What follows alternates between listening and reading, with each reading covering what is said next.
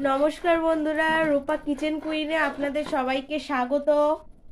তো দেখুন আজকে এটা কি বাটা হচ্ছে? লঙ্কা লঙ্কা বাটা হচ্ছে এদিকে। আর এই দেখো এদিকে পেঁয়াজ বাটা হয়ে গেছে, অর্ধ থেতরানো। আর এটা কিন্তু লঙ্কা আর হলুদ মিক্সড করা এতে, এই জন্য কালারটা এত সুন্দর হয়েছে। দেখো এইদিকে পেঁয়াজ আছে, কুচনো পেঁয়াজ, আর এদিকে চিংড়ি মাছ। তো আজকে আমাদের মেনু হচ্ছে তেল পার্শে।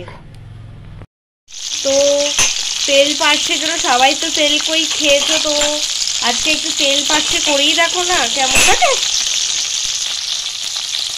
আমি এটাকে কালো জিরা দিলাম,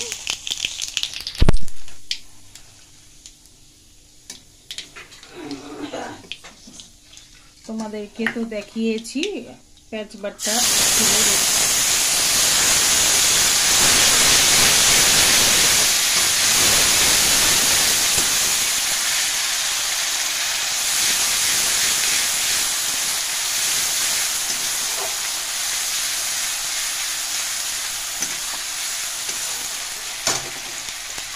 এটাকে ভালো করে ভেজে নিতে হবে। দেখো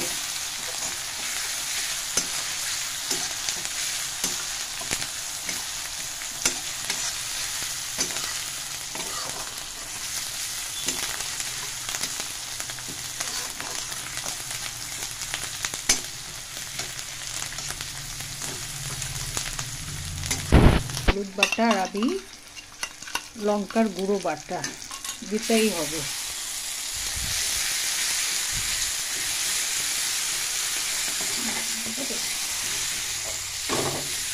দেখো এবার একটু জল দেব।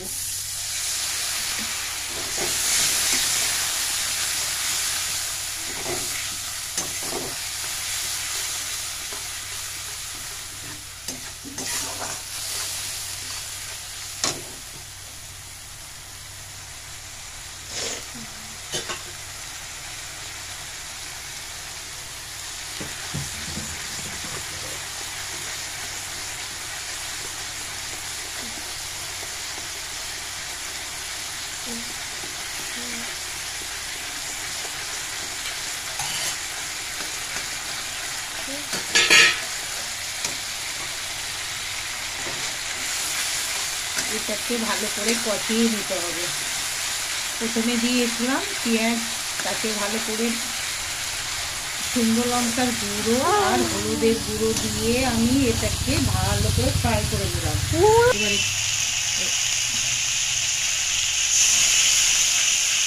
দেখো বন্ধুরা কেমন লাগছে, খুব দারুণ টেস্ট হয়। সব সময় তো আর সবজি দিয়ে বেগুন কপি এটা দিয়ে তো সবসময় ভালো লাগে না, তোমরা তো ওটা খেয়েই থাকো সবাই, একটু ঘুরিয়ে খেতে ইচ্ছা করে সবাইকে। তার জন্যে আমি আজকে পার্শে মাছ আছে, ট্যাংরা মাছ আছে, এই ট্যাংরা মাছকে দিয়ে দিলাম, পার্শে মাছে দিয়ে দিলাম, দিয়ে এটাকে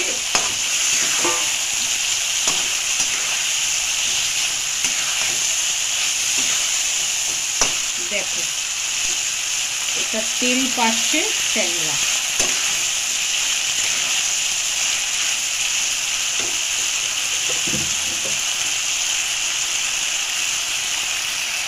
জল দিয়ে দিলাম, কেন মাছগুলো একটু তো সেদ্ধ হবে।